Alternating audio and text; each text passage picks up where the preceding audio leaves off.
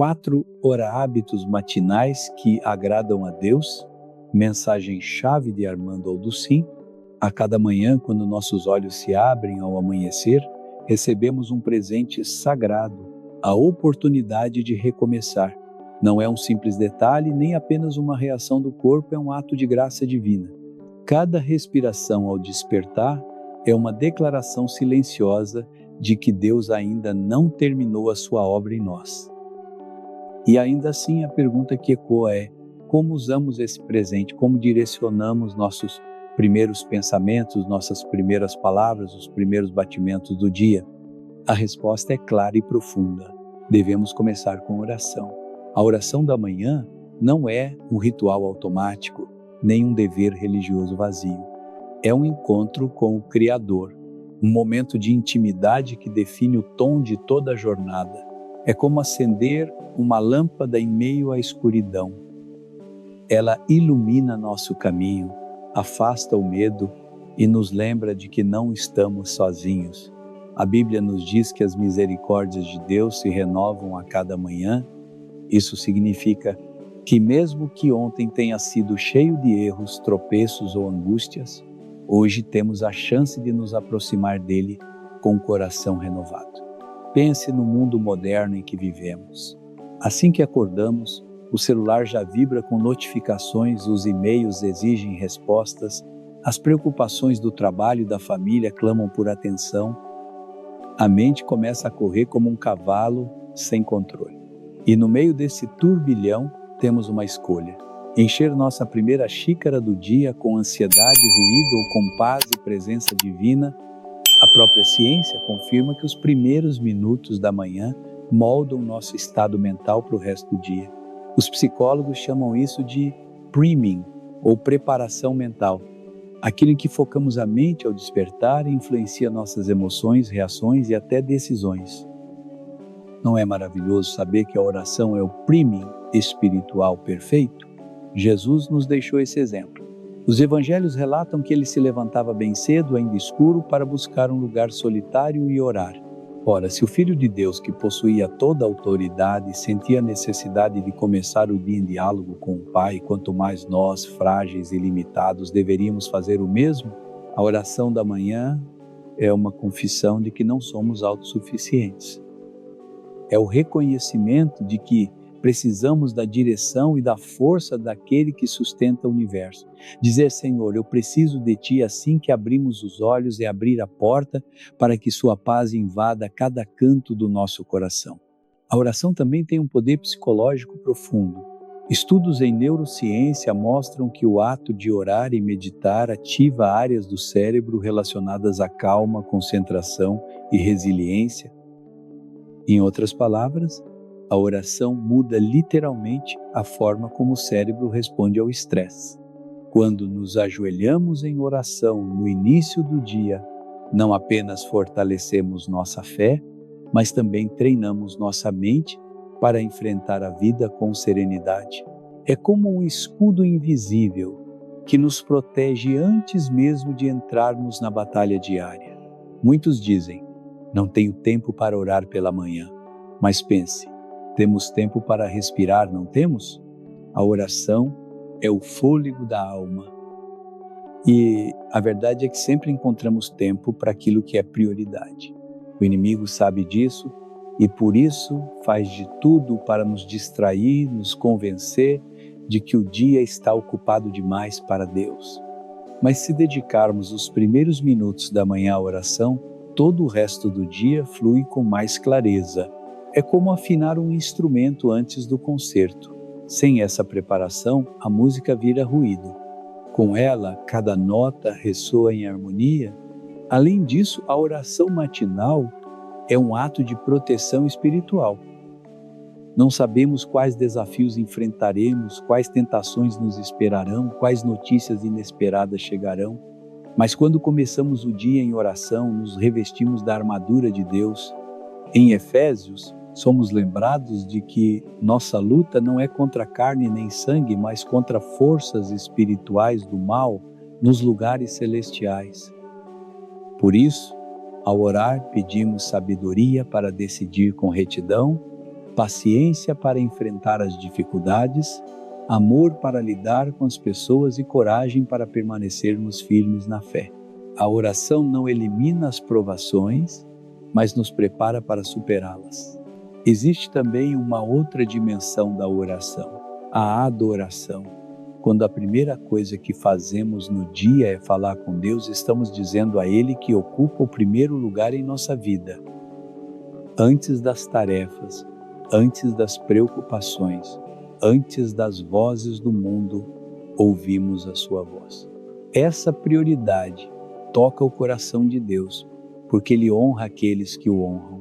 E mesmo que nossas palavras sejam simples, mesmo que consigamos apenas dizer obrigado, Senhor, por este novo dia, essa sinceridade vale mais do que 1000 frases elaboradas. Deus não procura eloquência, Ele procura corações sinceros. Pode haver manhãs em que a oração parece seca, mecânica, sem emoção. E nesses momentos, muitos desanimam e desistem. Mas o segredo está na constância. Assim como o corpo precisa de alimento, mesmo quando não sentimos fome, a alma precisa de oração mesmo quando não sentimos vontade. Cada vez que oramos, estamos fortalecendo nosso relacionamento com Deus. Estamos abrindo um canal que pouco a pouco se alarga até se tornar um rio de graça. E não podemos esquecer, a oração não transforma apenas as circunstâncias, ela nos transforma. Às vezes pedimos a Deus que mude o que está ao nosso redor, mas em vez disso, Ele muda o nosso coração. Ele nos dá paz no meio do caos, alegria no meio da provação e força no meio da fraqueza. Essa é a verdadeira vitória da oração. Ela nos transforma em pessoas capazes de refletir a luz de Cristo mesmo nas trevas mais densas. Por isso, querido ouvinte, quando despertar amanhã, não permita que seu primeiro impulso seja pegar o celular ou se preocupar com as tarefas do dia. Faça uma pausa, respire fundo, fale com o seu Pai Celestial. Pode ser uma oração curta. Senhor, obrigado por este novo dia. Guia-me, fortalece-me e caminha comigo. Essas poucas palavras, ditas com fé, têm o poder de mudar o rumo do seu dia inteiro. A oração matinal é mais do que um hábito, é um estilo de vida. É reconhecer que o dia não nos pertence, que cada momento é emprestado pela graça de Deus. É colocar nossa vida em suas mãos e caminhar com a certeza de que aconteça o que acontecer, Ele vai à nossa frente. E quando essa prática se torna a nossa prioridade, descobrimos que o dia não apenas começa melhor, ele termina em paz, porque foi guiado por aquele que governa todas as coisas. Então lembre-se, a arma mais poderosa que você tem a cada manhã não é sua força, nem sua agenda, nem seu talento, é sua oração. Ao despertar, busque a Deus em primeiro lugar e você verá como tudo mais começa a encontrar seu lugar. A palavra de Deus é alimento, é água viva, é luz que ilumina o caminho do crente. Se a oração é o ar que a alma respira, a Escritura é o pão que a sustenta. O próprio Jesus declarou com firmeza: nem só de pão viverá o homem, mas de toda palavra que procede da boca de Deus. Cada manhã, quando abrimos a Bíblia, não estamos lendo apenas mais um livro. Estamos ouvindo a voz do Criador que fala conosco com ternura, com autoridade, com sabedoria eterna. Imagine acordar com a mente vazia, como uma tela em branco. Aquilo que você colocar primeiro sobre essa tela vai influenciar o resto do seu dia. Se preenchermos esse espaço com redes sociais, notícias negativas e e-mails urgentes, nossa mente se pintará de ansiedade e estresse. Mas se preenchermos com a palavra de Deus, nos encheremos de paz, esperança e direção clara. Os neurocientistas explicam que os primeiros estímulos ao despertar ativam o que chamam de neuroplasticidade matinal. Nesse momento, o cérebro está mais receptivo às impressões e mais maleável. Que oportunidade maravilhosa para semear a verdade divina em nosso coração. O inimigo sabe disso, por isso faz de tudo para nos distrair, nos convencer, de que não temos tempo, que podemos ler depois, mas cada minuto da manhã é solo fértil. Quando abrimos as Escrituras logo cedo, estamos empunhando armas espirituais antes de entrar na batalha do dia. É como um soldado que jamais sairia sem seu escudo e sua espada. A Bíblia é essa espada de 2 gumes que penetra até o mais profundo da alma, que revela intenções, corrige e fortalece. O Salmo 119 nos lembra: lâmpada para os meus pés é a tua palavra, e luz para o meu caminho. No mundo em que as decisões se multiplicam e as vozes nos confundem, precisamos dessa luz para não tropeçar. Cada versículo lido pela manhã é como uma lâmpada acesa no meio da escuridão das dúvidas e medos. E quanto mais meditamos na palavra, mais clara se torna nossa visão espiritual. Não se trata de quantidade, mas de qualidade. Alguns leem um capítulo inteiro a cada manhã, outros apenas alguns versículos. O importante é permitir que essas palavras entrem no coração, que não sejam letras mortas, mas alimento vivo. Você pode ler apenas um versículo, repeti-lo, refletir sobre ele, aplicá-lo à sua vida diária. Essa prática constante molda a mente, transforma a perspectiva e fortalece a fé. A palavra também é remédio. Muitos despertam com feridas emocionais, ansiedade, tristeza, incertezas, mas a Escritura é bálsamo que cura.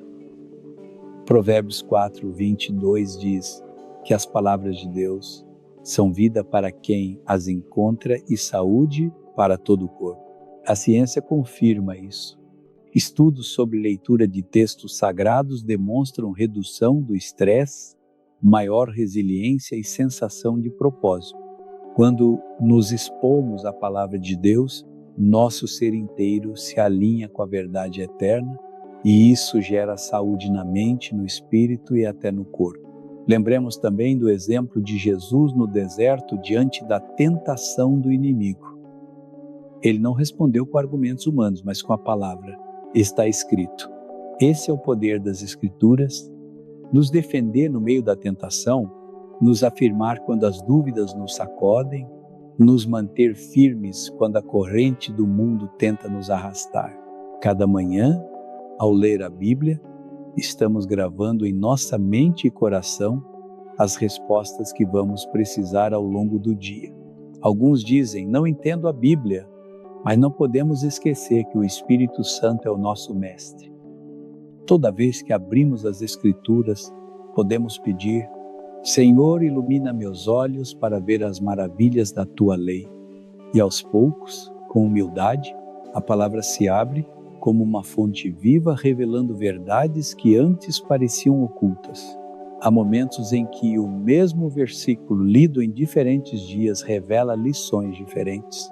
Isso acontece porque a palavra é viva, se adapta às nossas circunstâncias e sempre tem algo novo a nos oferecer. Ler a Bíblia pela manhã também nos devolve a identidade. O mundo tenta nos rotular, nos pressionar, nos dizer quem devemos ser. Mas nas páginas da Escritura encontramos quem realmente somos. Filhos amados de Deus, remidos pelo sangue de Cristo, herdeiros de uma esperança eterna. Começar o dia lembrando dessa identidade nos liberta de viver presos ao medo e à comparação. Ele nos dá segurança para caminhar com confiança, sabendo que estamos sob o olhar atento do Pai. Podemos incorporar a palavra em nossas manhãs de várias formas, com um plano de leitura sistemático, lendo os salmos como orações, ou até memorizando versículos para repetir ao longo do dia. Mesmo alguns minutos de meditação nas Escrituras, ao despertar, tem um efeito transformador. Não subestime o poder de poucos versículos semeados no coração todos os dias. A palavra de Deus não é apenas informação, é transformação.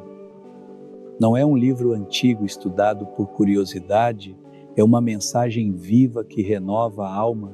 Cada vez que a lemos, nos conectamos com o pensamento divino e com a vontade daquele que conhece o começo e o fim.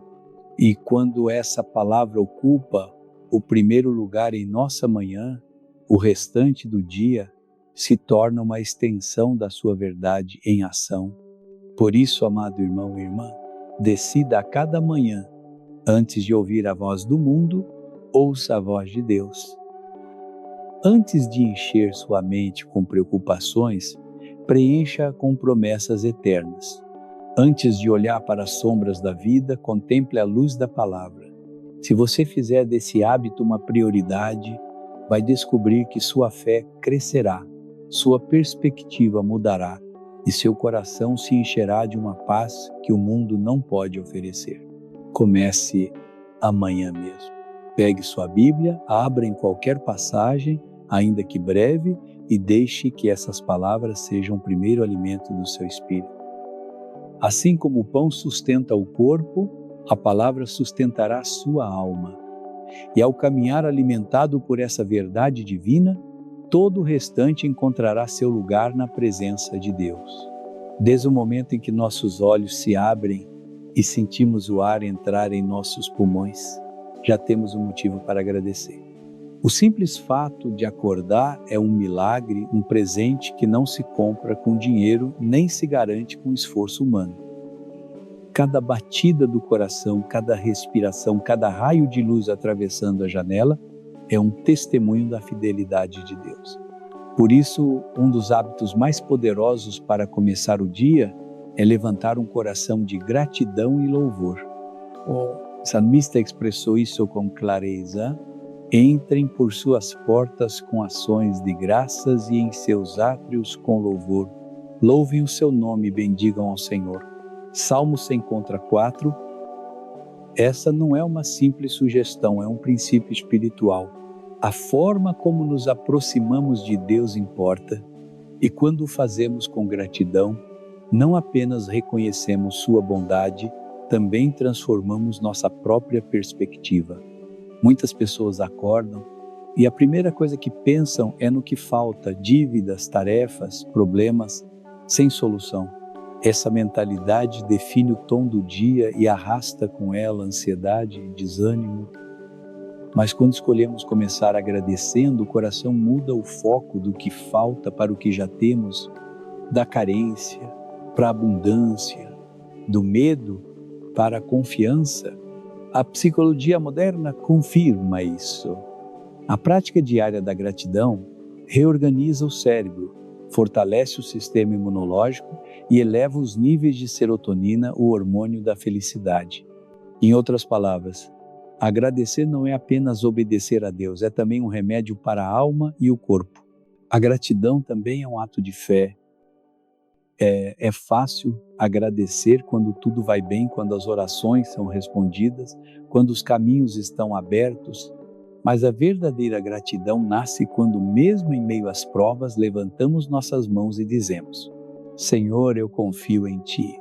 Paulo e Silas na prisão são um exemplo inesquecível. Após serem espancados e acorrentados, à meia-noite eles cantavam hinos a Deus. E naquele momento as correntes se romperam e as portas da prisão se abriram. O louvor não apenas mudou o coração deles, mudou toda a atmosfera. Isso também acontece quando decidimos louvar em meio à dificuldade. A presença de Deus desce e o impossível começa a acontecer. Existe uma frase popular que diz: a preocupação não muda nada, mas a gratidão muda tudo. E é verdade. Quando agradecemos mesmo sem ter todas as respostas, reconhecemos que Deus está no controle. Ao louvarmos, não negamos a realidade dos problemas, apenas proclamamos que o nosso Deus é maior do que todos eles. A gratidão e o louvor nos elevam acima das circunstâncias e nos colocam na perspectiva da eternidade.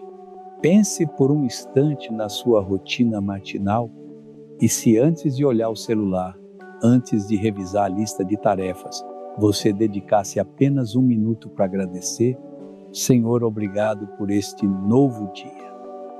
Obrigado pela minha família, pelo teto que me cobre, pela saúde que o Senhor me concede, pelo teu amor que nunca falha. Essas palavras simples reconfiguram sua mente e seu coração. Você não precisa de uma lista interminável, basta reconhecer que tudo o que você é e tudo o que você tem vem dele. A ciência confirma o que as Escrituras ensinaram há séculos. Pesquisas em neurociência mostram que o hábito de escrever ou declarar em voz alta 3 coisas pelas quais somos gratos todas as manhãs reduz os níveis de depressão, aumenta a esperança e melhora os relacionamentos interpessoais. Não é impressionante?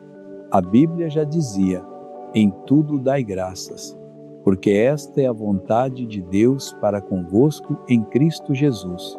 1 Tessalonicenses 5,18. Quando começamos o dia com gratidão, nossos relacionamentos também melhoram. Um coração grato é mais paciente, mais compassivo e mais disposto a servir. Quando reconhecemos a bondade de Deus, torna-se mais fácil sermos bondosos com os outros. Um marido grato é mais amoroso. Uma mãe grata é mais paciente. Um líder grato inspira mais confiança. A gratidão é contagiante. Quando a praticamos, aqueles ao nosso redor também são transformados. Claro, nem sempre será natural.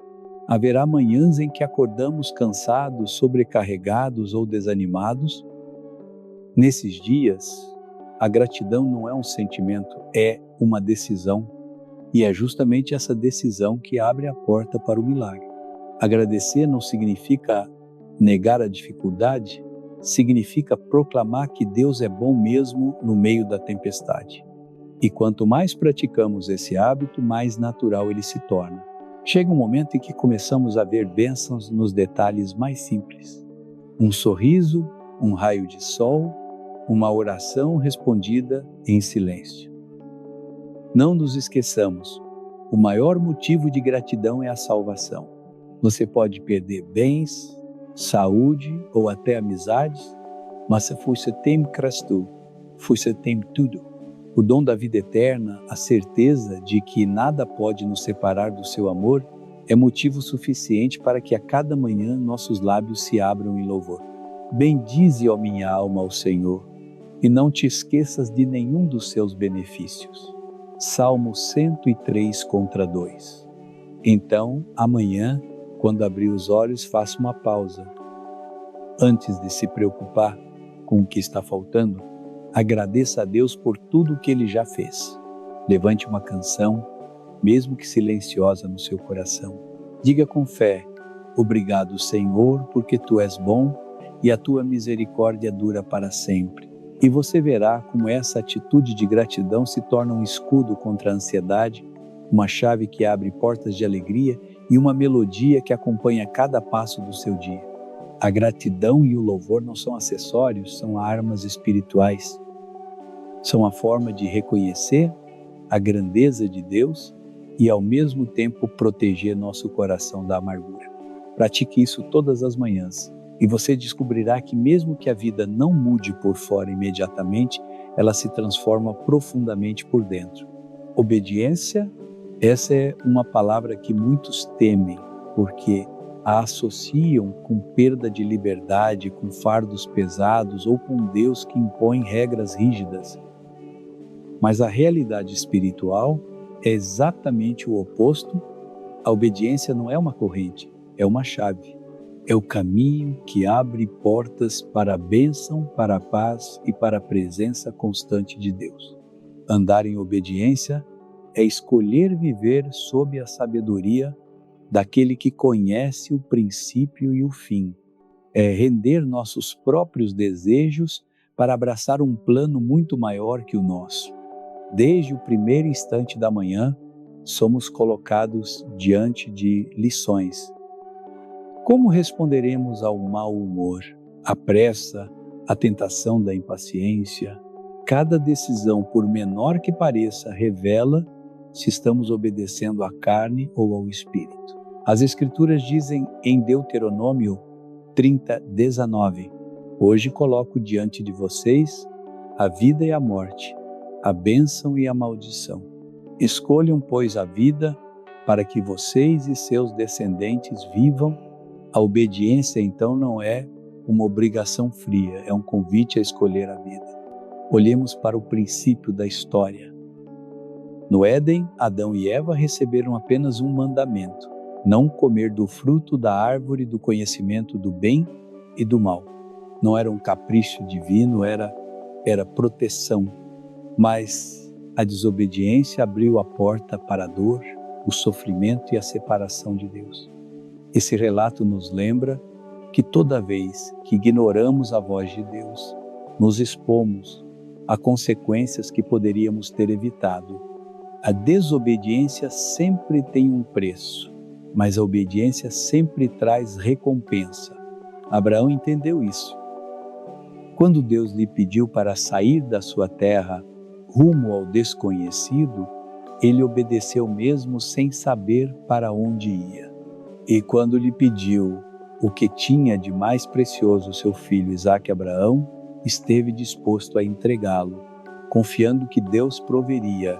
Essa fé obediente o tornou pai de muitas nações. A obediência de Abraão não foi lógica nem fácil, mas foi o caminho para a promessa. E o mesmo acontece conosco. Muitas vezes Deus nos pede coisas que não entendemos, que parecem ilógicas, que desafiam nossa zona de conforto. A pergunta é: temos fé suficiente para obedecer? Jesus é o exemplo supremo. No Getsêmani, diante da agonia da cruz, sua humanidade clamou: Pai, se possível, passa de mim este cálice. Mas imediatamente completou: todavia não seja feita a minha vontade, mas a tua. Uai, essa é a essência da obediência. Rendermos nossa vontade e aceitarmos a do Pai, mesmo quando dói, mesmo quando não compreendemos. Graças a essa obediência perfeita, hoje temos salvação. O mundo nos diz que obedecer limita, que seguir regras mata a autenticidade. Mas a verdade é que a verdadeira liberdade nasce da obediência. Pense no músico. Ele só é livre para criar beleza porque primeiro obedeceu à disciplina das notas e do ritmo. Pense num atleta. Sua vitória só é possível porque obedeceu à rotina dos treinamentos. Assim também é na vida espiritual. A obediência não nos prende, ela nos liberta para viver em plenitude. A psicologia moderna fala do paradoxo da liberdade. Quando não há limites, o ser humano se perde no caos. Quando há disciplina e estrutura, ele floresce. A Bíblia já nos ensinava isso. Se me amais, guardai os meus mandamentos. João 14,15. Não porque Deus quer nos controlar, mas porque deseja nos proteger de nossa própria autodestruição. Cada mandamento é uma muralha de proteção, não uma prisão. Claro, obedecer nem sempre é fácil. Haverá momentos em que a obediência custará amizades, oportunidades ou a aprovação das pessoas ao nosso redor. Talvez você precise renunciar a um relacionamento que não te faz bem, a um negócio que não agrada a Deus ou a um hábito que te aprisiona. Mas em todo sacrifício há uma promessa. Aquele que faz a vontade de Deus permanece para sempre. 1 João 2,17. A obediência nem sempre traz aplausos do mundo, mas sempre traz a aprovação do céu. Devemos lembrar também que a obediência começa nas pequenas coisas. Às vezes esperamos grandes chamados, missões impressionantes, mas Deus primeiro prova nosso coração no cotidiano. Dizer a verdade quando seria fácil mentir, mostrar paciência com a família, ser generoso mesmo no pouco, manter a integridade quando ninguém está vendo. Se não formos fiéis no pouco, como seremos no muito? A obediência diária é o treinamento para os grandes desafios. O inimigo sussurra: um pouquinho de desobediência não faz mal ao bem, mas a Bíblia é clara: obediência parcial é desobediência. Saul perdeu o reino por não obedecer completamente à ordem de Deus. A verdadeira obediência é total mesmo quando nossa compreensão é parcial. É confiar mais na sabedoria divina do que na nossa lógica limitada. Não esqueça, obedecer a Deus traz paz. Quando andamos em sua vontade, podemos descansar mesmo que o caminho seja difícil. Sabemos que estamos onde Ele quer que estejamos e isso nos dá segurança. Obedecer não elimina as provas, mas garante a companhia daquele que tem poder sobre toda a prova. Por isso, a cada manhã, assim como oramos e lemos a palavra, devemos decidir: hoje quero caminhar em obediência. Não será perfeito, vamos tropeçar às vezes, mas o importante é manter um coração rendido, disposto a se levantar e continuar. Porque Deus não busca a perfeição, Ele busca entrega.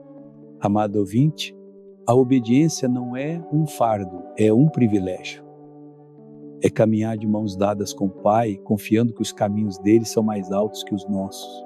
E quando decidimos obedecer, descobrimos que sua vontade não é perda, é ganho. Não é prisão, é liberdade.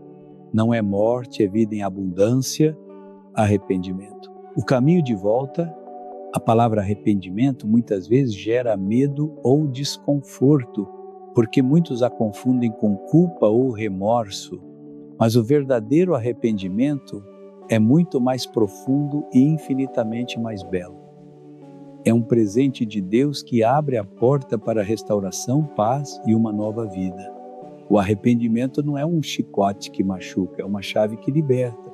Na Bíblia, vemos que o arrependimento é a resposta do coração humano à graça divina.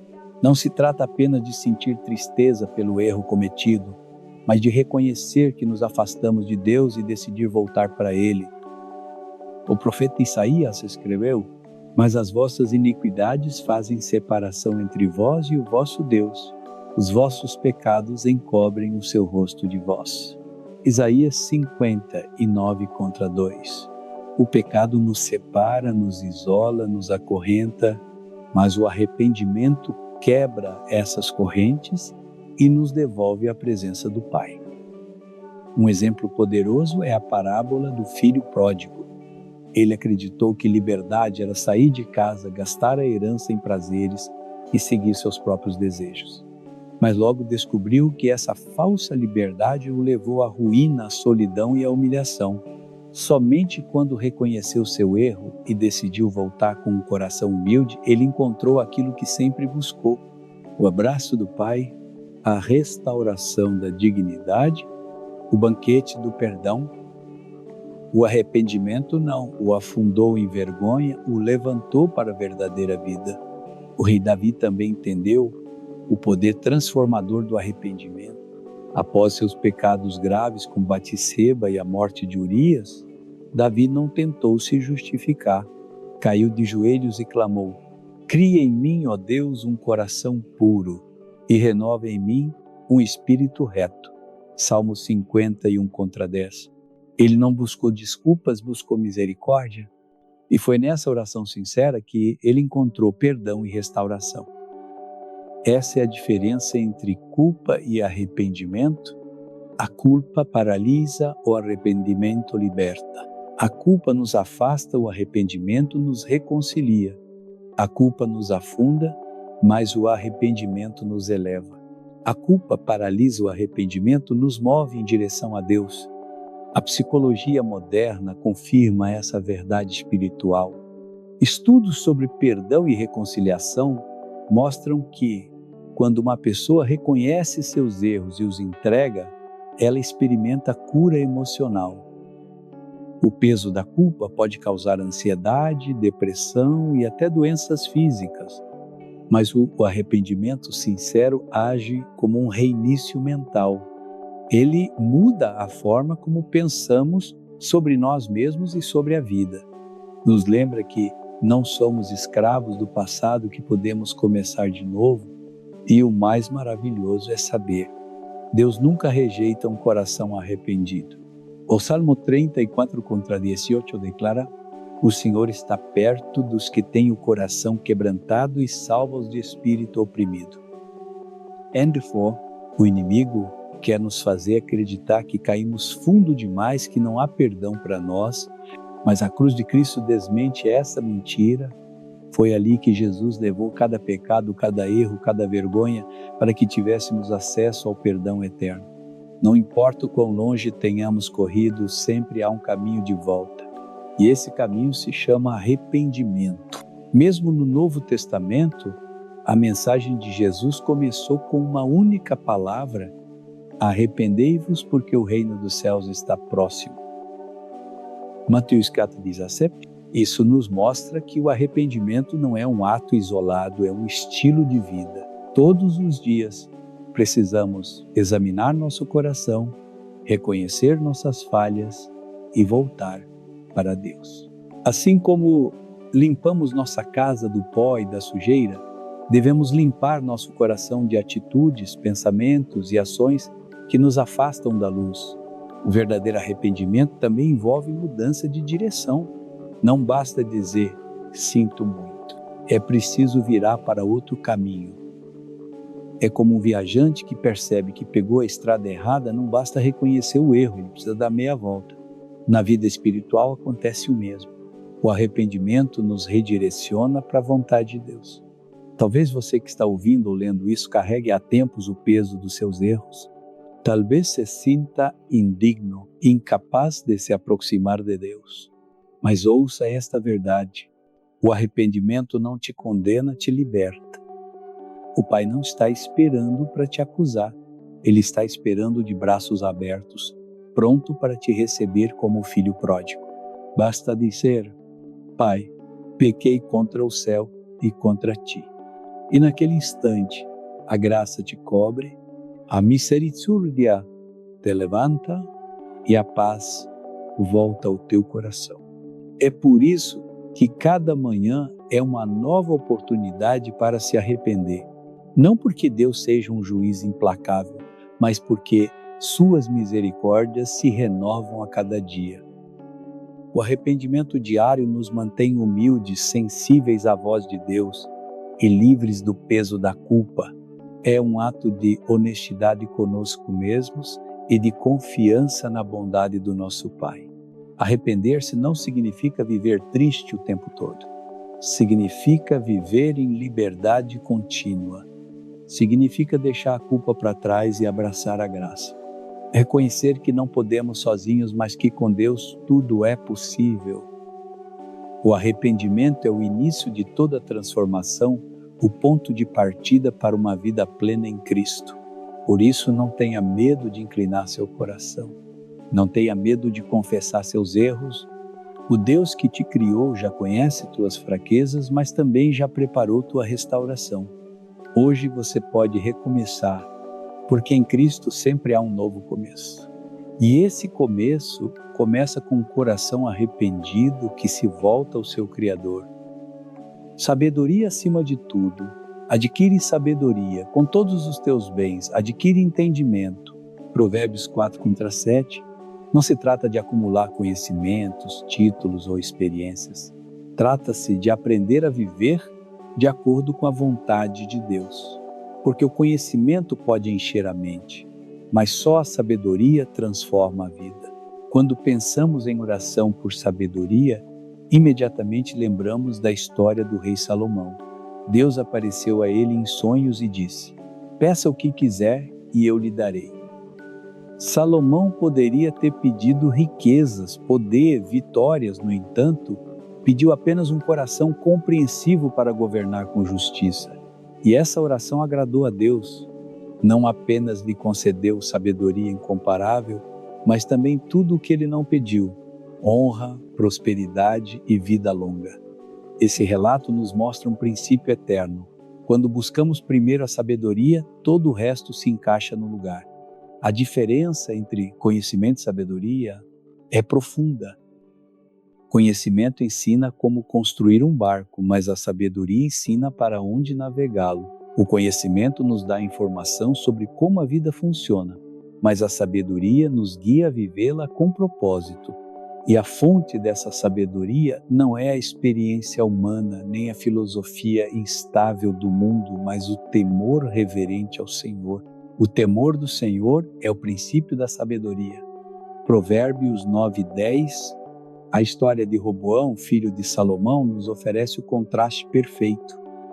Enquanto seu pai foi lembrado por sua sabedoria, Roboão entrou para a história por sua insensatez. Quando o povo lhe pediu que aliviasse a carga que Salomão havia imposto, os anciãos lhe aconselharam a agir com bondade e compaixão. Mas Roboão desprezou esse conselho e preferiu ouvir seus amigos inexperientes. O resultado: o reino se dividiu e com ele sua autoridade desmoronou. Aqui vemos que a sabedoria não é apenas algo que se pede, também é algo que se acolhe e se aplica. Ignorá-la traz consequências dolorosas.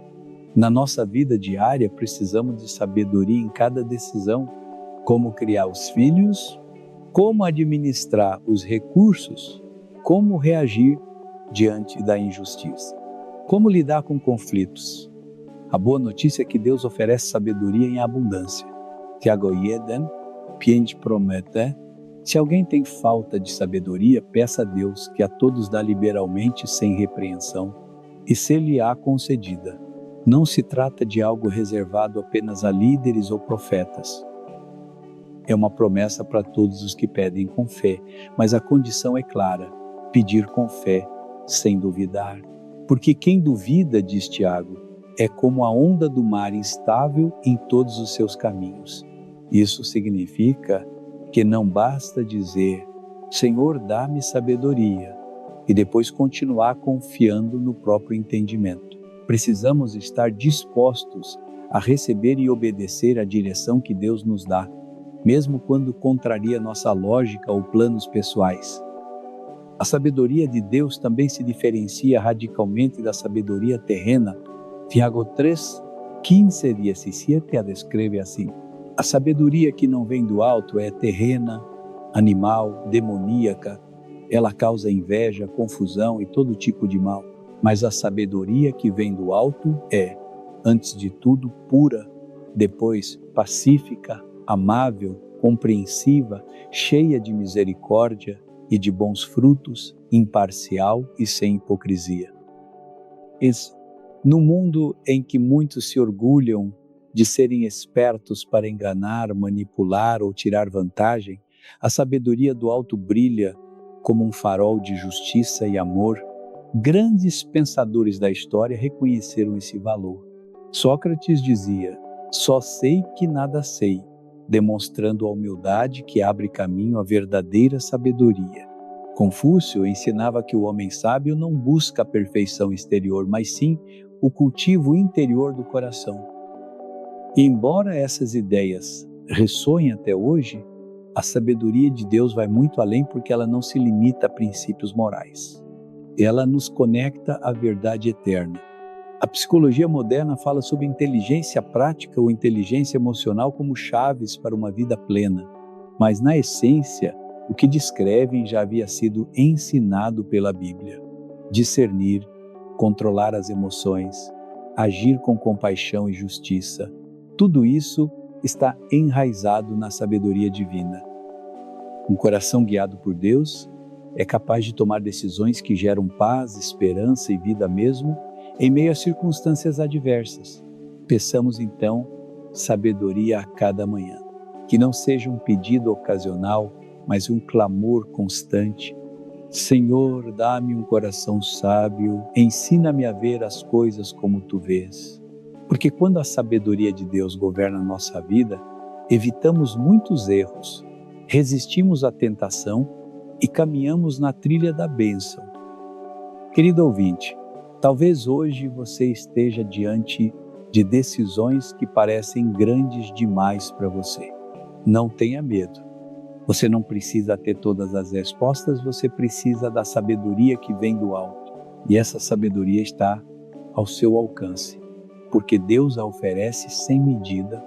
Faça dela sua prioridade mais do que o dinheiro, mais do que o prestígio, mais do que qualquer sucesso humano. Porque quem anda em sabedoria anda na vontade de Deus. E não há caminho mais seguro nem mais abençoado do que esse. A vida está cheia de provas, tempestades e momentos em que sentimos que as forças nos faltam. Ninguém está isento do sofrimento, nem o rico, nem o pobre, nem o jovem, nem o idoso, nem mesmo o crente mais fiel. Mas em meio a essas provas, existe uma fonte inesgotável de força. O próprio Senhor. E a oração por força, em meio às dificuldades, se torna um dos clamores mais sinceros e transformadores que podemos fazer. O salmista expressou isso com convicção.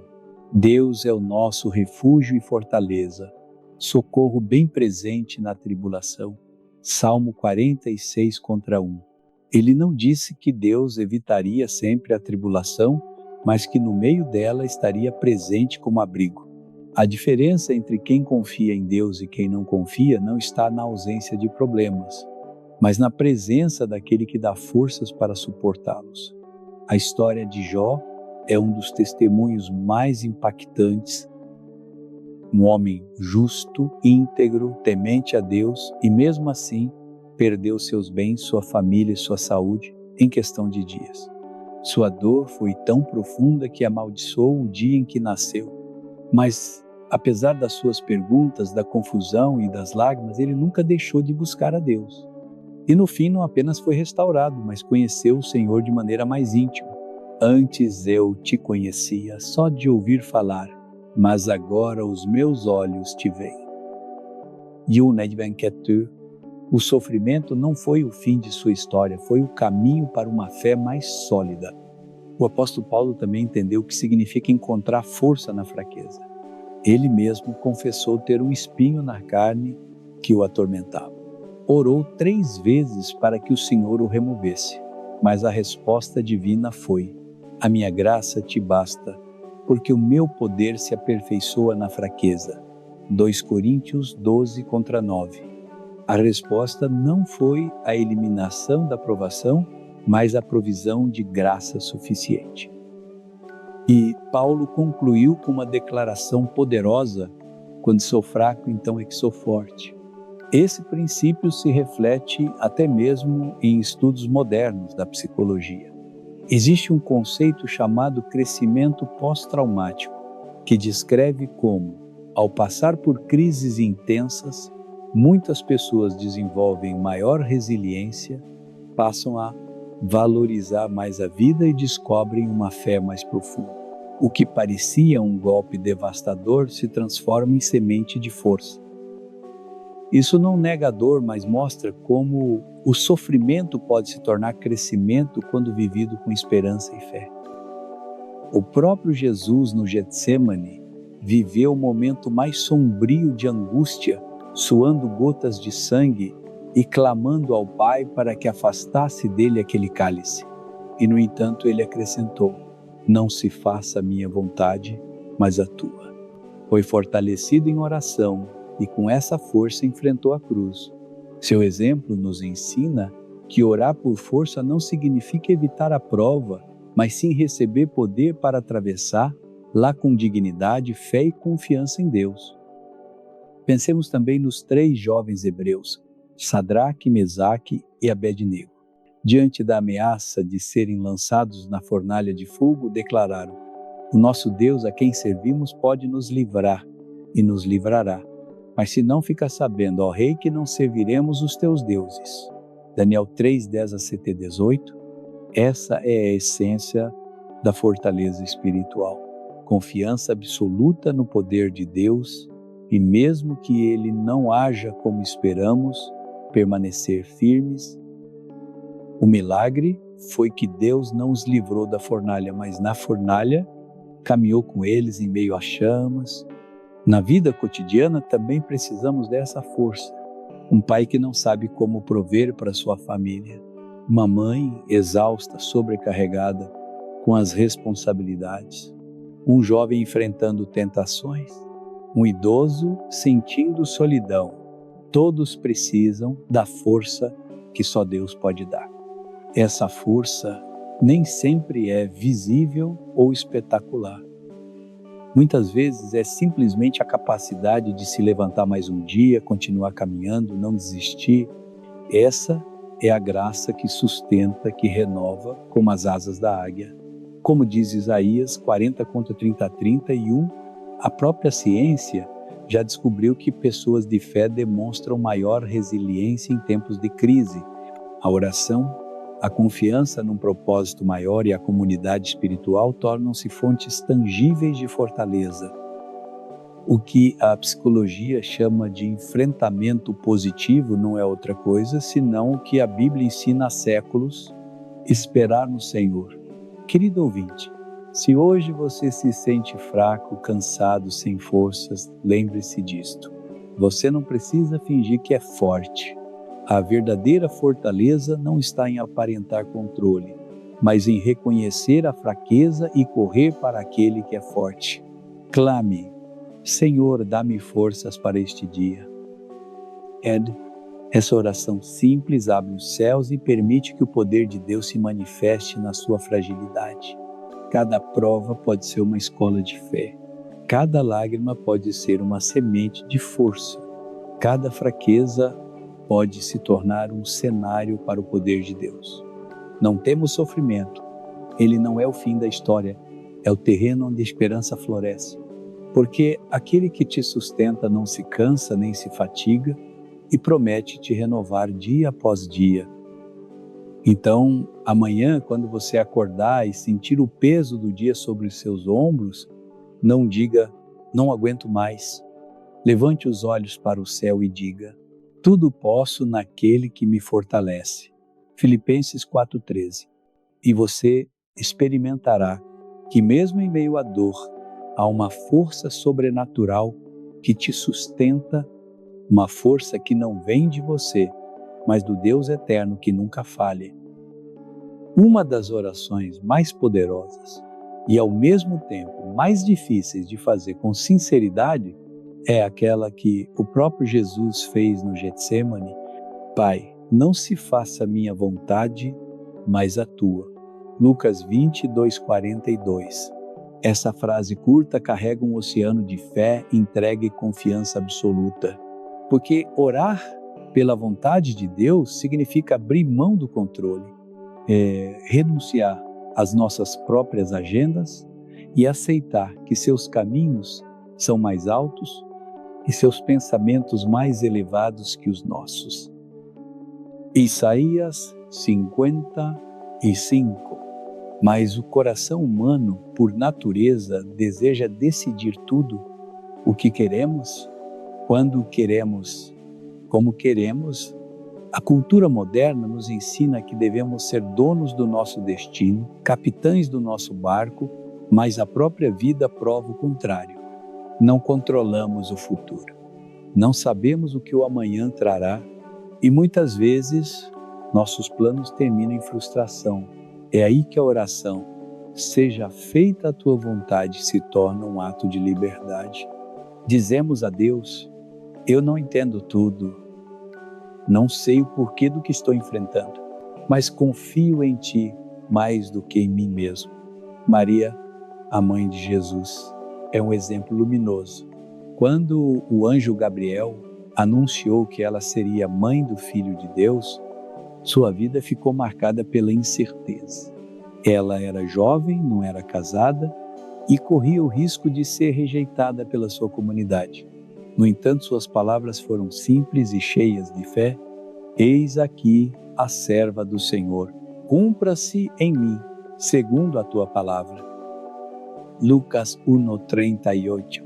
Esse sim abriu o caminho para que o Salvador nascesse no mundo. Sua obediência e rendição à vontade de Deus transformaram a história da humanidade. Por outro lado, a Bíblia também nos mostra o que acontece quando alguém resiste à vontade divina. Pensemos em Jonas.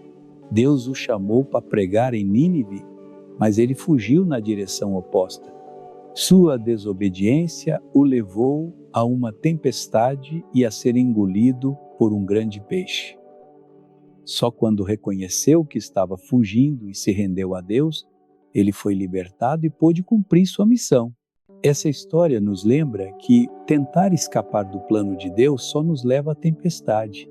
Rendermos-nos à sua vontade nos conduz à paz.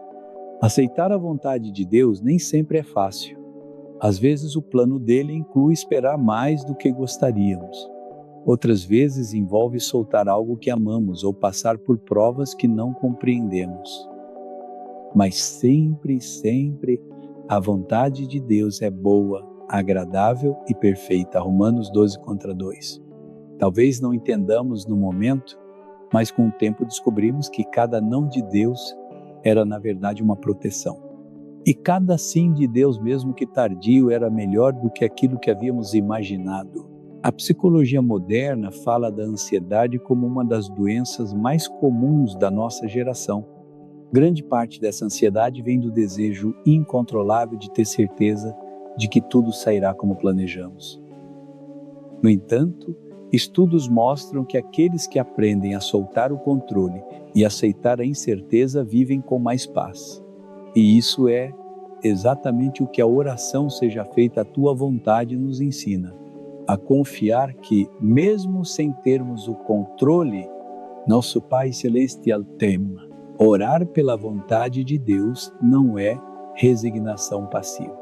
Não é dizer, bom, o que tiver que ser, será. Não é uma rendição ativa e confiante. É como colocar as peças de um quebra-cabeça nas mãos daquele que vê a imagem completa. Nós vemos só fragmentos. Ele vê o quadro inteiro e mesmo que não entendamos como algumas peças se encaixam, podemos confiar que Ele está montando algo perfeito. Talvez hoje você esteja orando por algo específico, uma porta de emprego, um relacionamento, uma cura, e a resposta não vem como você esperava. Não se desespere. Às vezes Deus fecha uma porta porque sabe que atrás dela há um perigo que você não vê. Às vezes Ele atrasa a resposta porque está preparando algo maior. E às vezes Ele diz sim, mas no tempo dele, não no nosso. Em todos os casos, a vontade dele é melhor do que a nossa. Jesus nos ensinou a incluir esse pedido na oração modelo. No Pai Nosso, Ele diz, venha o teu reino, seja feita a tua vontade, assim na terra como no céu. Mateus 6,10. Essa oração é um lembrete diário de que não estamos aqui para cumprir nossos próprios planos, mas para participar do plano eterno de Deus. E quando nossa vontade se alinha com a dele, encontramos propósito, direção e paz. Querido ouvinte, cada manhã é uma nova oportunidade para se render à vontade de Deus. Pode não ser fácil. Pode ser que você precise abrir mão de algo que ama, esperar mais do que gostaria, ou confiar sem enxergar. Mas nessa rendição, você encontrará uma paz que o mundo não pode dar. Ora, confie, Senhor, que não se faça a minha vontade, mas a tua. E você descobrirá que mesmo em meio à incerteza, existe uma segurança inabalável. O Pai que te ama está escrevendo a tua história e Ele faz isso com mãos de graça. Vivemos em um mundo barulhento. O som das notificações, as conversas intermináveis, a opinião constante das redes sociais e as vozes que competem por nossa atenção preenchem cada espaço em nossa mente. No entanto, em meio a esse ruído, existe um poder esquecido e quase subestimado, o poder do silêncio. O silêncio não é fraqueza, não é ignorância, não é passividade. O silêncio é força contida, sabedoria em repouso e sensibilidade para ouvir o que a agitação do mundo não permite escutar.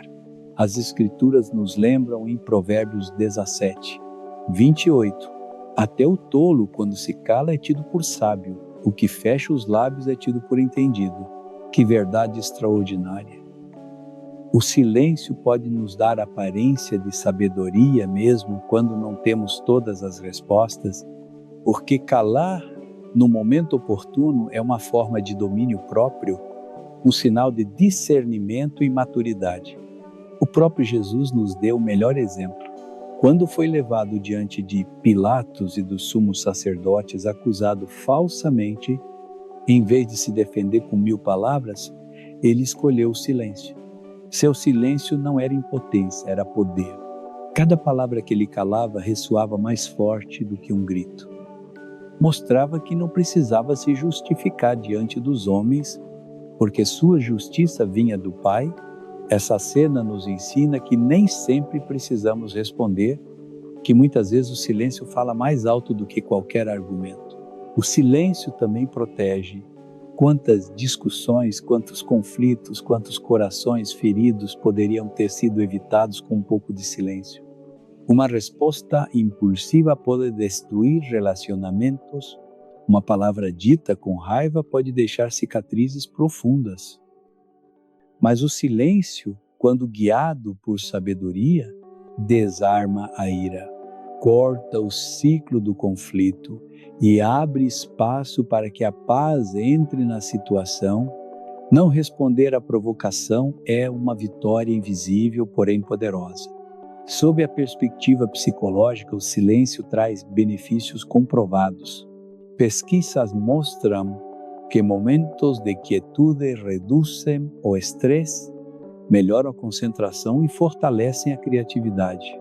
O cérebro, quando descansa em silêncio, se reorganiza e gera novas conexões. Em outras palavras, o silêncio não é vazio, é fértil. Produz clareza, gera ideias, abre espaço para que a mente respire. E não nos esqueçamos do aspecto espiritual. O silêncio é um altar onde Deus fala. Elias experimentou isso no Monte Horebe.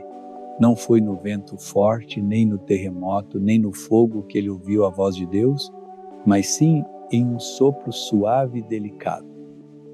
1 Reis 19, 11 e 12. Esse detalhe revela algo profundo. Para ouvir a Deus, precisamos calar o ruído externo e, principalmente, o ruído interno.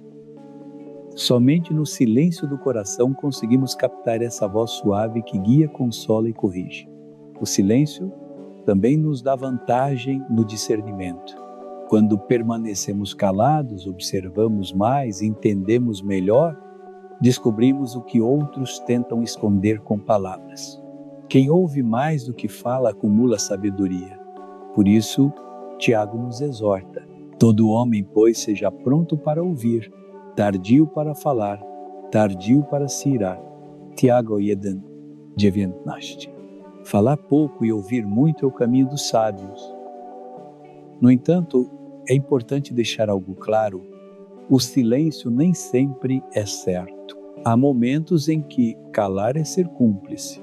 Quando vemos injustiça, quando alguém precisa de defesa, quando a verdade está sendo pisoteada, o silêncio se transforma em covardia. O silêncio sábio não é mudo, sabe quando falar e quando calar. O desafio é discernir esse tempo e essa sabedoria só vem de Deus. Na vida diária, praticar o silêncio pode se tornar um hábito transformador. Dedicar 5 ou 10 minutos todas as manhãs para estar em quietude, sem música, sem distrações, apenas na presença de Deus, muda completamente a nossa forma de enfrentar o dia. Esse silêncio se transforma em um refúgio, onde a alma descansa e se fortalece. O silêncio também tem um poder curador em nossos relacionamentos. Ouvir de verdade, sem interromper, sem pensar no que responderemos, é um ato de amor. Às vezes a maior necessidade de alguém não é ouvir um conselho, mas ter um ouvido disposto. E o silêncio nos permite oferecer esse presente, presença autêntica. Querido ouvinte, não tenha medo do silêncio. Não o preencha apressadamente com palavras inúteis, nem com ruído artificial. Aprenda a habitá-lo. Ali você descobrirá um Deus que fala mais claramente quando todo o resto se cala. O silêncio é um espaço sagrado onde se forja o caráter, onde se curam feridas e onde a força é renovada. Então, amanhã, ao acordar, presenteie-se com um instante de silêncio antes de entrar no barulho do dia. Crispaia, guarde de alma, e deixe que, nessa quietude, sua alma ouça o que é eterno. Porque às vezes, a coisa mais poderosa que você pode fazer não é falar, mas calar e deixar que Deus fale em você. A Bíblia declara em Provérbios 4:23 sobre tudo que se deve guardar. Guarda o teu coração, porque dele procedem as fontes da vida. Essa instrução não é um conselho opcional, é um mandamento vital. Na linguagem biblica, o coração não se refere apenas ao órgão físico, mas ao centro das nossas emoções, pensamentos, decisões e espiritualidade. É ali que nascem nossas motivações, é ali que se formam nossas intenções. E o que permitimos que entre no coração acabará dirigindo o curso de toda a nossa vida. Um coração sem proteção é como uma cidade sem muros, vulnerável a qualquer ataque. O inimigo sabe bem disso, por isso mira diretamente o coração. Se ele consegue preencher-lo com amargura, medo, orgulho ou mentira, todo o resto da vida se contamina. Um coração ferido e desprotegido se torna terreno fértil para a desobediência, a desconfiança e o pecado. Mas um coração guardado sob a luz de Deus permanece firme mesmo em meio à tempestade.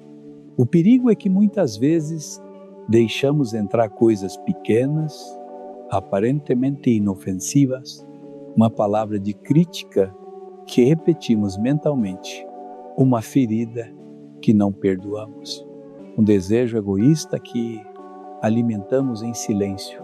Com o tempo, essas pequenas sementes crescem e se tornam raízes que dominam nossa vida. É o que acontece com a ofensa. Quando não é perdoada, se transforma em ressentimento. E o ressentimento se endurece, vira amargura. E um coração amargurado é incapaz de receber a doçura da voz de Deus. O próprio Jesus foi muito seletivo com quem ele abria o coração. Embora amasse a todos, não confiava em todos.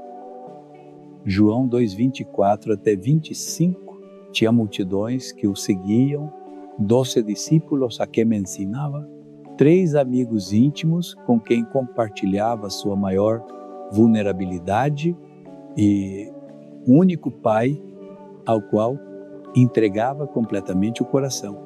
Essa mesma sabedoria precisamos praticar, amar a todos, mas discernir a quem damos acesso às partes mais sensíveis da nossa alma.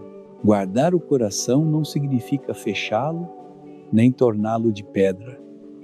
Significa protegê-lo com discernimento para que continue maleável nas mãos de Deus e, ao mesmo tempo, forte diante do inimigo.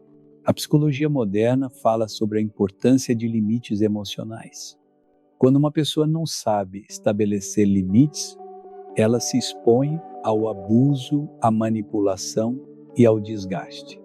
Guardar o coração espiritualmente também é colocar limites saudáveis, não permitir que vozes erradas ditem nossa identidade, não deixar que a cultura distorça nossos valores, não abrir espaço a relacionamentos tóxicos que nos afastam de Deus. O que vemos, ouvimos e pensamos entra no nosso interior e molda os nossos desejos. Jesus diz, a boca fala do que está cheio o coração. Mateus 12:34, se o nosso coração se enche de violência, luxúria ou mentira, isso se refletirá nas nossas palavras e ações. Mas se o enchermos com a palavra de Deus, com gratidão, com oração, então o que brotará será vida, esperança e verdade. O perdão também é parte essencial desse processo. Muitas vezes, nosso coração se endurece porque guardamos feridas como se fossem tesouros, mas ao fazer isso, nos ferimos a nós mesmos. Perdoar não significa aprovar o mal que nos fizeram. Significa decidir que essa ferida não governará o nosso coração. O perdão é a chave que nos liberta da prisão da amargura e mantém o coração limpo para continuar recebendo o amor de Deus. Guardar o coração também não significa viver isolado. Um coração protegido não é um coração fechado, mas um coração saudável que sabe dar e receber amor com liberdade, mas sem ingenuidade. Um coração que se abre às pessoas certas e, sobretudo, a Deus. O Salmo 139 declara que o Senhor conhece até os pensamentos mais íntimos e essa certeza nos dá confiança. Mesmo que os outros não compreendam, Deus sabe o que carregamos por dentro e Ele mesmo guarda o nosso coração quando o entregamos em Suas mãos. Querido ouvinte, pense um momento o que você tem permitido entrar no seu coração. Palavras de vida ou de destruição, amor ou ressentimento, verdade ou engano. O estado do seu coração determinará o rumo da sua vida. Não negligencie essa área sagrada. Assim como você cuida da sua saúde física vigiando o que come, cuide da sua saúde espiritual vigiando o que deixa entrar no seu interior.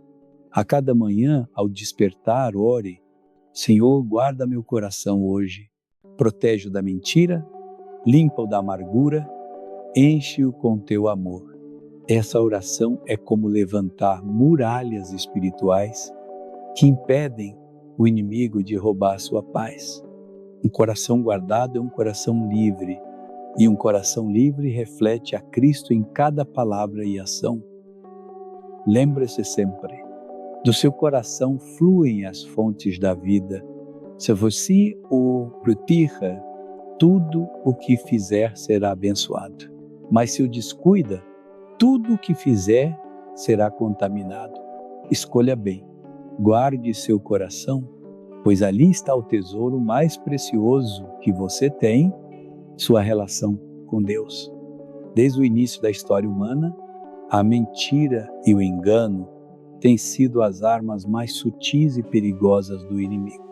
No Éden, a serpente não forçou Eva a pecar, ela a enganou com meias verdades.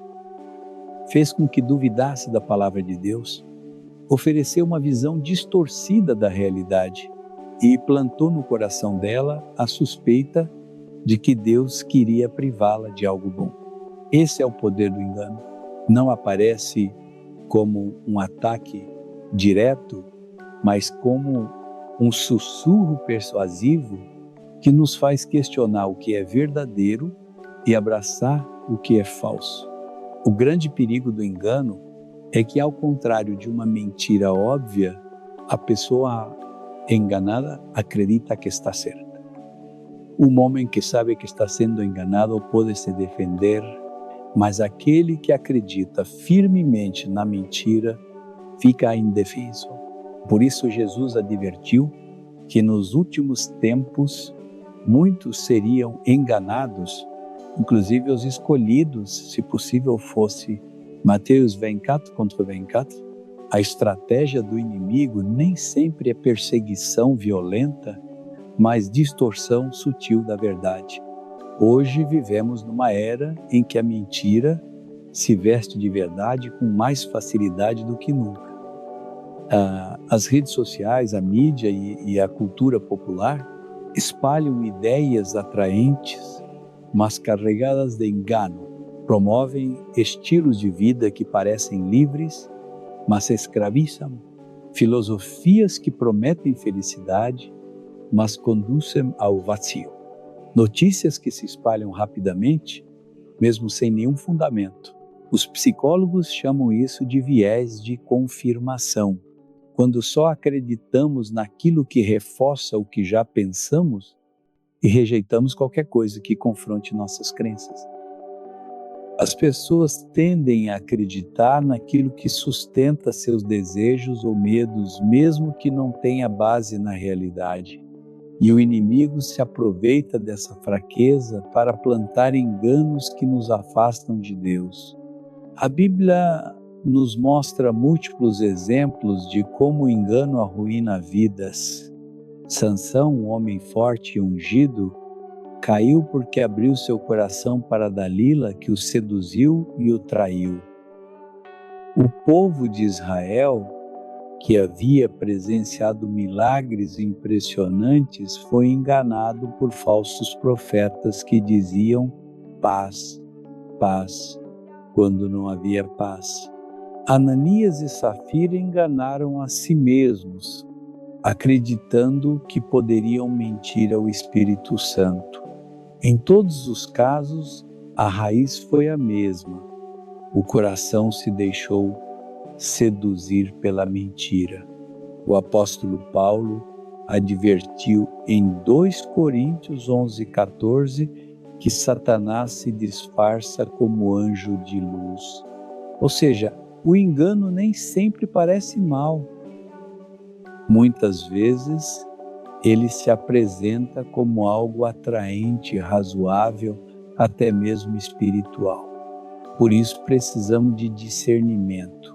Não podemos confiar unicamente em nossas emoções ou na opinião popular. Devemos medir tudo à luz da palavra de Deus, porque só ela é a verdade absoluta. A psicologia moderna também reconhece que o coração humano pode ser autodeceptivo, ou seja, nem sempre precisamos que alguém externo nos engane. Nós mesmos contamos mentiras a nós mesmos para justificar nossas decisões.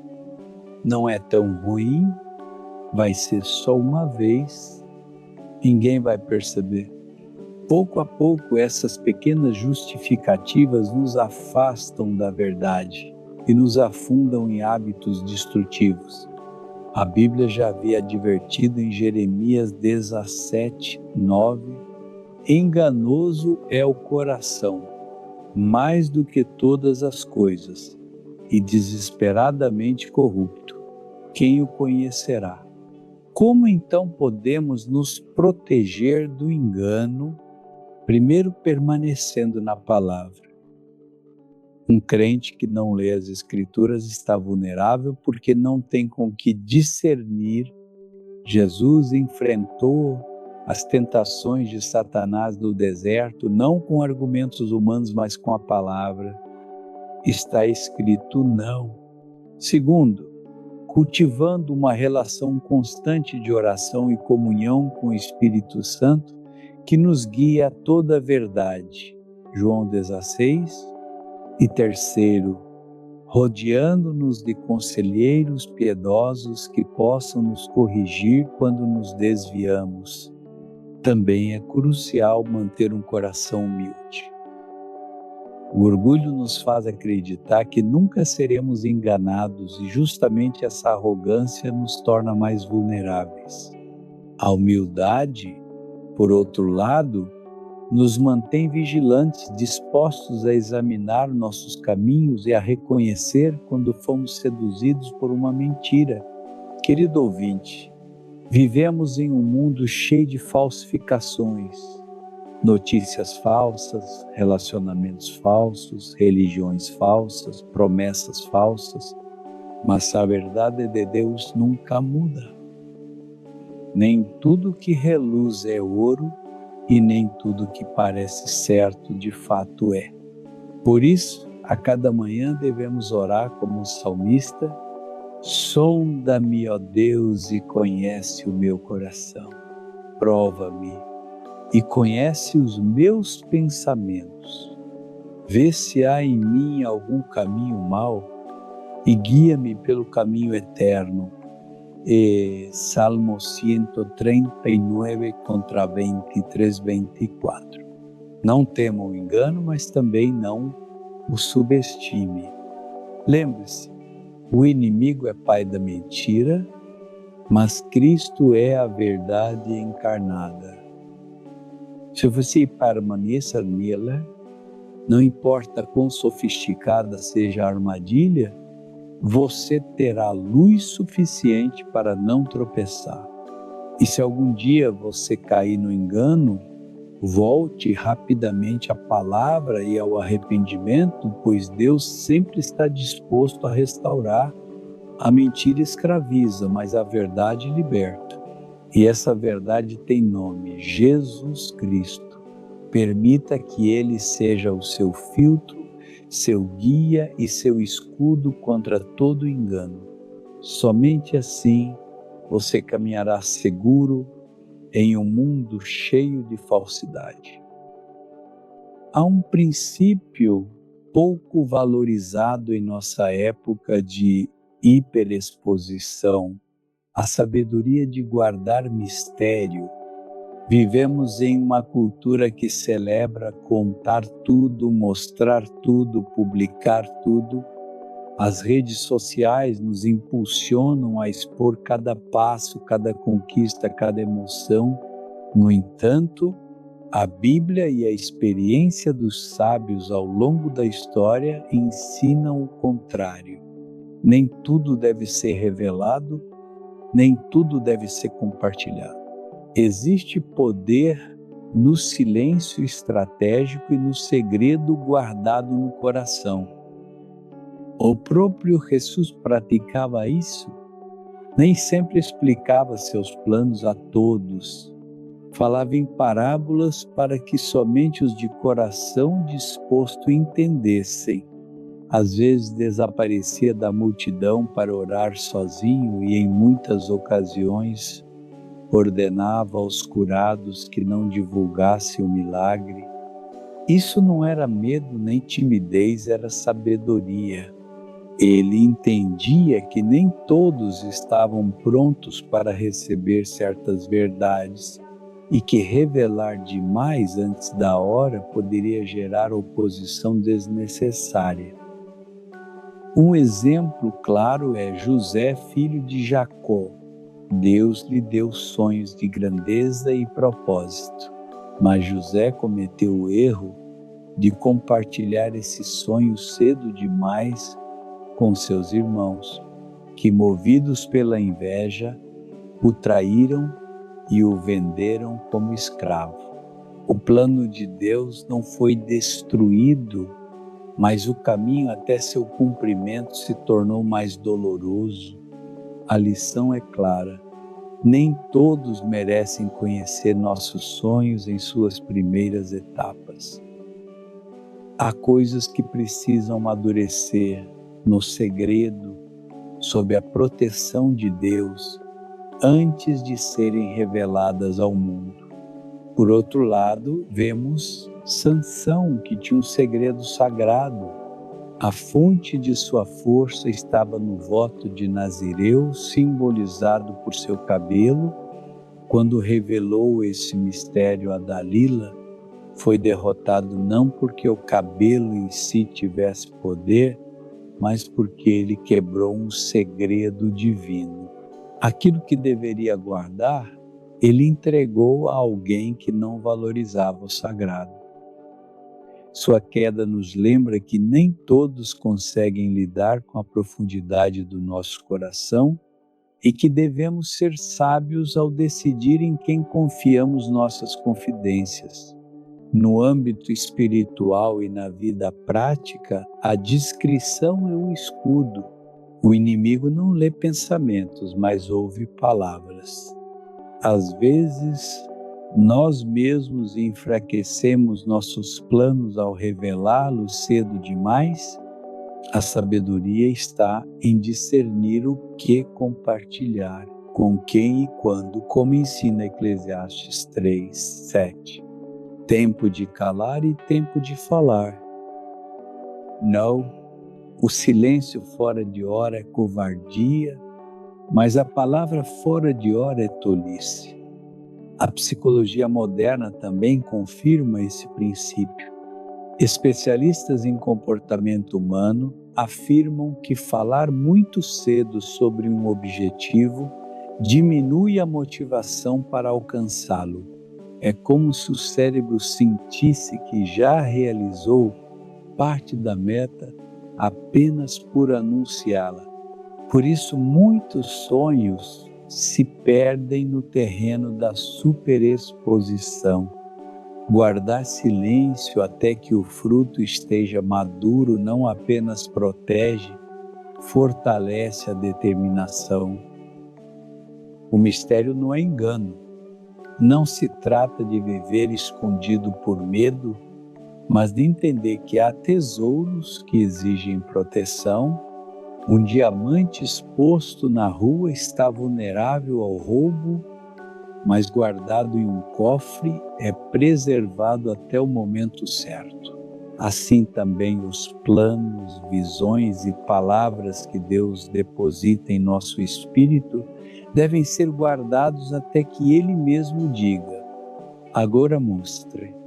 Nas relações humanas, o mistério também preserva o respeito. Uma pessoa que não revela tudo de imediato gera interesse e cautela. Por outro lado, quem expõe em excesso sua vida, seus pensamentos e emoções, corre o risco de não ser levado a sério. O mistério gera valor, pois o que é raro e reservado costuma ser mais apreciado do que aquilo que é entregue sem filtros. Querido ouvinte, não tenha medo de guardar silêncio em certas áreas da sua vida. Nem todos merecem acesso ao mais íntimo do seu coração. Nem todos conseguem compreender o que Deus está gerando em você. Aprenda a andar em equilíbrio, seja transparente com Deus, sábio com os homens e prudente com suas palavras. Amanhã, ao despertar, decida não apenas o que dizer, mas também o que calar. Que sua boca não seja um rio transbordante, mas uma fonte que oferece água no momento certo. E que seus segredos mais sagrados permaneçam sob a guarda do Pai Celestial, porque Ele sabe quando e como revelá-los.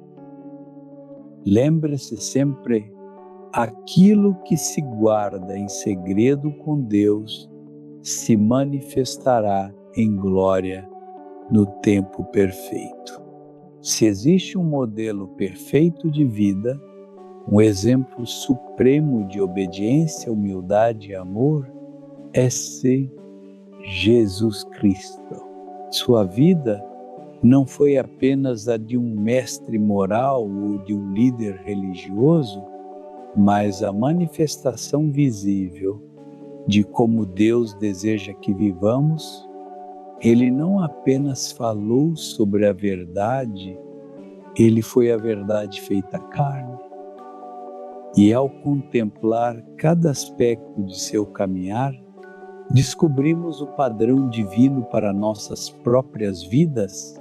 Jesus mostrou o que significa obediência absoluta. Ele mesmo declarou: minha comida é fazer a vontade daquele que me enviou e completar a sua obra. João 4,34. Desde o seu batismo no Jordão até sua entrega na cruz, cada decisão esteve alinhada com a vontade do Pai. No Getsêmani, diante do peso insuportável do sacrifício, ele poderia ter escolhido outro caminho, mas pronunciou aquelas palavras eternas: não se faça a minha vontade, mas a tua. Sua obediência não foi confortável nem fácil, mas abriu o caminho da salvação para toda a humanidade. Jesus também encarnou a verdadeira humildade. Embora fosse o Filho de Deus, não nasceu em palácios, nem foi criado entre riquezas. Escolheu uma manjedoura, uma família simples, uma vida de carpinteiro, caminhou entre os pobres, tocou os intocáveis, comeu com pecadores. E na noite da última ceia, sendo Mestre e Senhor, cingiu-se com uma toalha e lavou os pés dos discípulos. Esse ato foi uma declaração: a grandeza no reino de Deus não se mede pela posição, mas pela capacidade de servir. Em sua vida também vemos o amor em sua máxima expressão, um amor que não excluía ninguém. Amou as crianças, as mulheres marginalizadas, os leprosos rejeitados, os estrangeiros desprezados. Seu amor não foi teórico, foi prático. Curou enfermos, alimentou multidões, consolou corações partidos. Mesmo na cruz, cercado de zombarias e dor, pronunciou uma das frases mais comoventes: Pai, perdoa-lhes, pois não sabem o que fazem. Esse é o amor que transforma, que quebra correntes, que nos inspira a amar até mesmo os nossos inimigos. Jesus também foi o exemplo de paciência e compaixão. Seus discípulos frequentemente não entendiam seus ensinamentos, o traíam por medo ou o abandonavam nos momentos críticos. No entanto, ele nunca se cansou de ensinar, corrigir e esperar. Quando Pedro o negou, ele não o rejeitou, ele o restaurou. Quando Tomé duvidou, ele não o condenou, mostrou-lhe suas feridas para que acreditasse. A paciência de Cristo é um lembrete de que Deus não nos descarta por nossas fraquezas, mas caminha conosco enquanto crescemos na fé. Além disso, Jesus nos ensinou o que é uma fé inabalável. Não se intimidava com as ameaças dos fariseus, nem com o poder de Roma. Sabia quem era e qual era a sua missão. Nem as tempestades, nem a oposição, nem a traição o desviaram de seu propósito. Sua fé repousava na fidelidade do Pai e por isso caminhou com segurança até o fim. Outro aspecto fundamental de seu exemplo foi sua vida de oração. Mesmo sendo o Filho de Deus, retirava-se constantemente a lugares solitários para orar. Antes de escolher os 12 discípulos, passou a noite em oração. Antes de enfrentar a cruz, orou intensamente. Sua conexão com o Pai era a fonte de sua força. Se ele precisava dessa intimidade diária, quanto mais nós a necessitamos, Jesus também foi um defensor da verdade. Nunca suavizou sua mensagem para agradar as multidões. Confrontou a hipocrisia dos líderes religiosos, denunciou a injustiça, proclamou a verdade, mesmo que isso lhe custasse popularidade. E, finalmente, em um mundo onde a verdade é relativizada e manipulada, seu exemplo nos lembra que viver na verdade é um ato de coragem que glorifica Deus. Hoje, muitos líderes buscam poder, fama e reconhecimento, mas a liderança de Jesus foi diferente. Uma liderança de serviço, conhecida como servant leadership. Ele mesmo disse: o Filho do Homem não veio para ser servido, mas para servir e dar a sua vida em resgate por muitos. Marcos 10:45. Essa é a forma de liderança que transforma, não a que domina, mas a que se entrega. Querido ouvinte, seguir a Cristo não é apenas admirá-lo, mas imitá-lo Cada área de sua vida é um chamado a nós obedecer como Ele obedeceu, servir como Ele serviu, amar como Ele amou, orar como Ele orou, falar a verdade como Ele falou. Sua vida é o padrão mais alto, mas também o convite mais doce. Siga-me. Quando fixamos nossos olhos em Jesus, encontramos não apenas um Salvador, mas também um modelo perfeito de vida.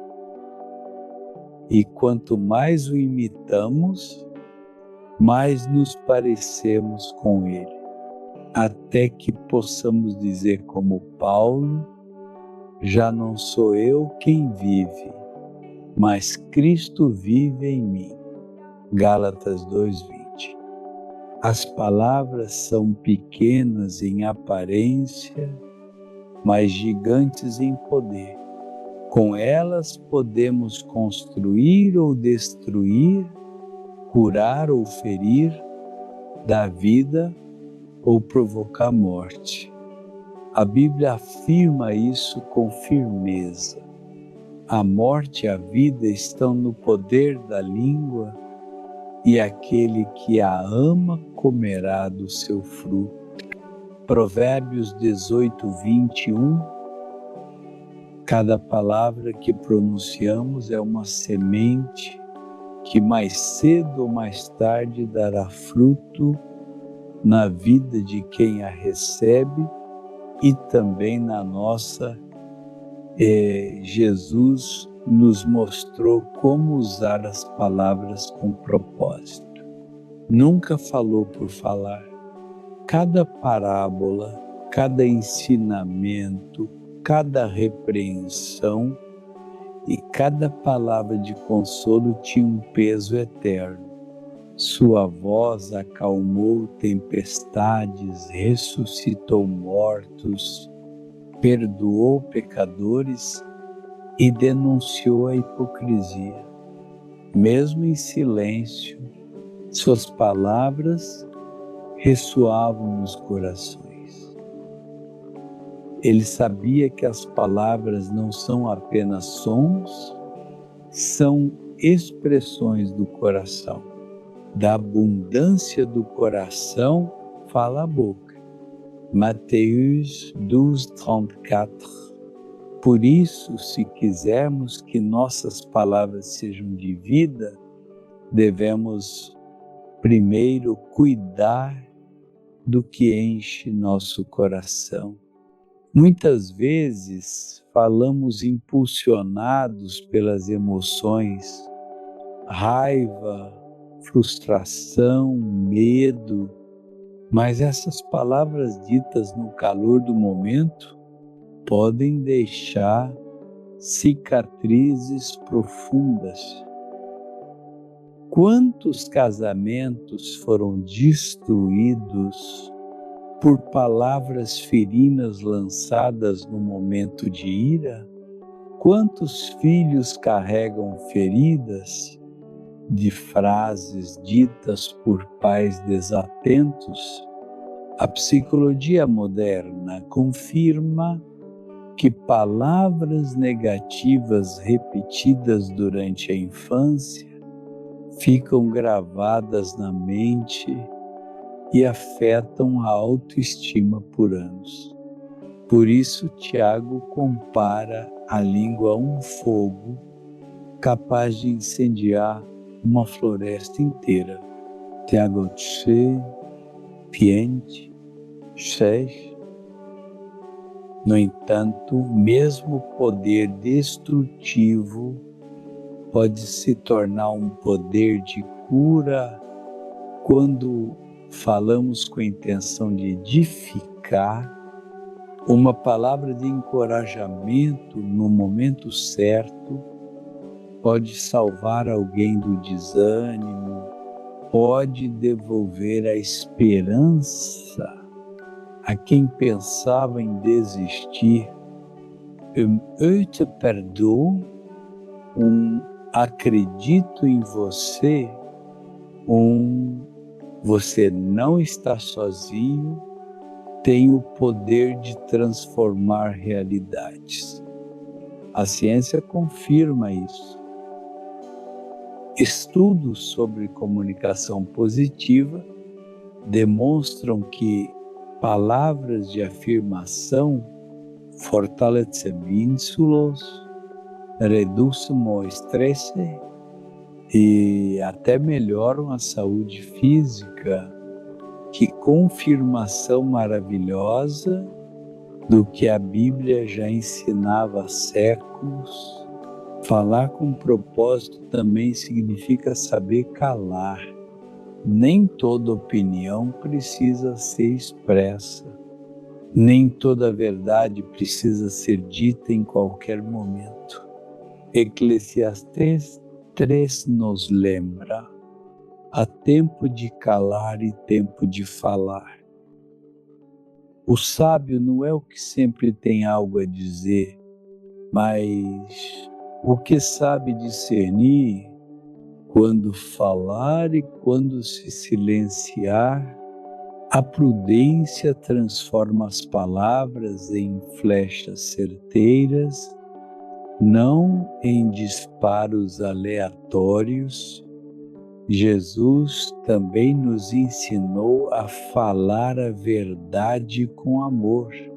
A verdade sem amor se torna uma arma. O amor sem verdade se torna engano. Mas quando ambas se unem, produzem transformação. Ele pôde confrontar o pecado da mulher samaritana sem condená-la e, ao mesmo tempo, oferecer-lhe água viva. Pôde corrigir Pedro, mas também restaurá-lo com palavras de amor. Apacenta as minhas ovelhas. Esse equilíbrio é o modelo perfeito para nós. Querido ouvinte, pense no poder das suas palavras. Elas são bálsamo ou veneno? São pontes ou muros? A cada dia temos a oportunidade de escolher o que semeamos com a nossa boca. Que as nossas palavras sejam como as de Provérbios 16, 24. Palavras agradáveis são como favos de mel, doces para a alma e medicina para o corpo. Amanhã, ao despertar, decida falar com propósito. Declare vida sobre a sua família, esperança sobre as suas circunstâncias, fé sobre os seus problemas. Use seus lábios para orar, abençoar e levantar. Lembre-se, o que você diz hoje pode ser o milagre de alguém amanhã. E nunca se esqueça de que as nossas palavras devem se alinhar com as de Deus. Quando falamos a sua palavra, falamos vida, porque ela nunca volta vazia, mas cumpre o propósito para o qual foi enviada. Isaías 55:11. Num mundo saturado de ruído, suas palavras podem ser luz, direção e esperança. Cuide da sua língua como instrumento poderoso que ela é, pois em seus lábios não há apenas sons a destinos, e ao usá-los para glorificar a Deus e edificar os outros, sua vida se torna um eco do poder criativo do próprio Criador. Percorremos um longo caminho ao longo desta reflexão. A oração a leitura da palavra, a gratidão, a obediência, o arrependimento, a sabedoria, a força nas provações, a rendição à vontade de Deus, o silêncio, a guarda do coração, o discernimento contra o engano, a prudência diante do mistério, o exemplo supremo de Jesus e o poder das palavras. Cada um desses princípios não é um conselho isolado, mas parte de uma vida integral centrada em Deus. A Mensagem Clara, a maneira como começamos nossas manhãs determina o rumo das nossas vidas. Se dedicarmos os primeiros momentos do dia para buscar ao Senhor, encher nossa mente com Sua palavra e nosso coração com Sua presença, caminharemos sob Sua luz. Mas se deixarmos que o barulho do mundo dite o ritmo, nos perderemos facilmente na confusão, ansiedade e superficialidade.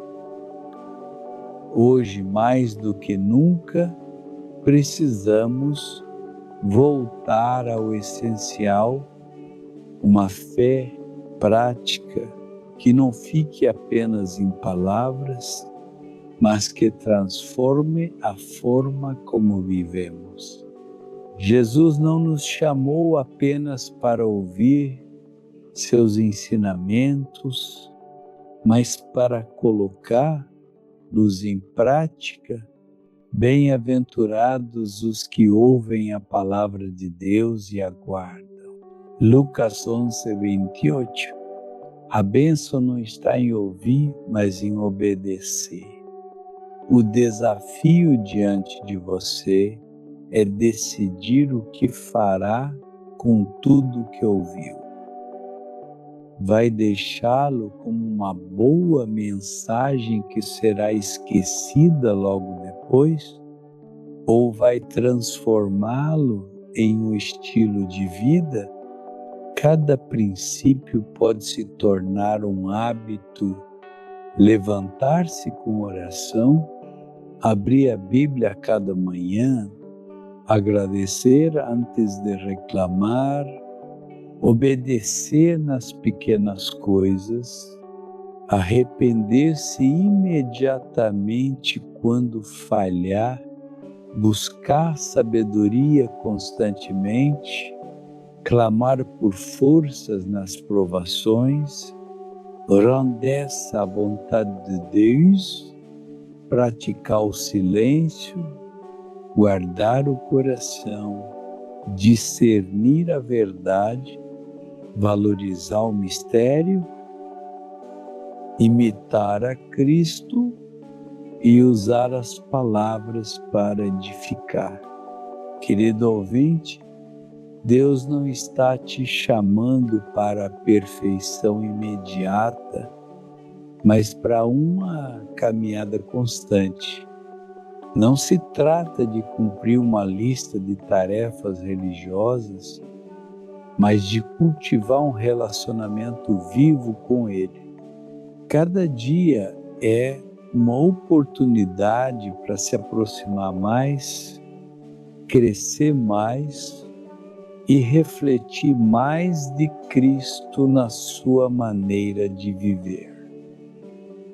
No final, o resumo de tudo está nas palavras de Jesus: buscai primeiro o reino de Deus e a sua justiça, e todas estas coisas vos serão acrescentadas. Mateus 6,33. Se você colocar Deus em primeiro lugar a cada manhã, o restante encontrará seu lugar, suas preocupações, suas decisões, seus relacionamentos, suas lutas, Por isso hoje eu te faço um convite, não adie mais. Comece amanhã mesmo. Dedique suas primeiras palavras ao Senhor.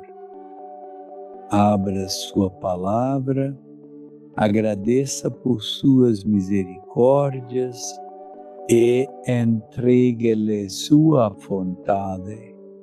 Faça isso com perseverança e verá sua vida ser transformada de dentro para fora. Que cada dia comece com Deus e que cada noite termine com gratidão, porque não há maior alegria, nem maior paz, nem maior propósito do que viver de acordo com a palavra daquele que nos criou, nos salvou e nos chama a andar na sua luz.